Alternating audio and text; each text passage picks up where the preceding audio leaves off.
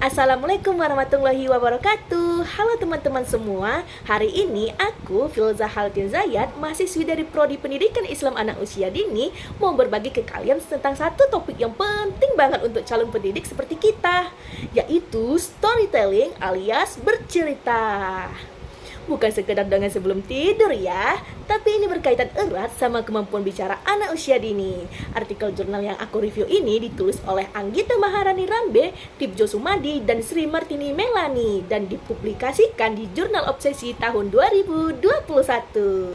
Nah, yang pertama ada judul dan tujuan. Judulnya panjang tapi jelas, yaitu peranan storytelling dalam pengembangan kemampuan berbicara anak pada usia 4-5 tahun. Tujuannya? Nah, tujuannya adalah untuk mendeskripsikan bagaimana sih storytelling bisa berperan dalam meningkatkan kemampuan bicara anak. Jadi, bukan cuma anak dengerin cerita aja, tapi mereka juga belajar ngomong, menyusun kalimat, dan mengekspresikan diri lewat cerita itu. Nah, yang kedua ada metode penelitian. Penelitian ini pakai metode studi kepustakaan alias literature review. Jadi penulisnya mengumpulkan data dari berbagai sumber seperti buku, jurnal, dan penelitian terdahulu, lalu dianalisis secara deskriptif kualitatif. Buat kita nih, metode ini bagus banget buat mengembangkan teori dan memperkaya pemahaman tanpa harus turun langsung ke lapangan dulu. Nah, yang ketiga ada temuan utama. Nah, ini yang bikin aku semangat, yaitu storytelling ternyata punya dampak yang besar banget. Apa aja sih?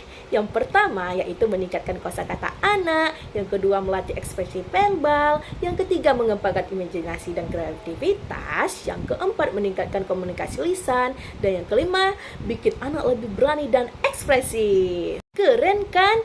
Jadi saat kita bercerita ke anak, sebenarnya kita sedang membantu mereka berbicara dengan lebih baik, bukan sekedar menghibur saja. Nah, yang keempat ada relevansi dan aksi kita sebagai calon guru. Kenapa ini penting?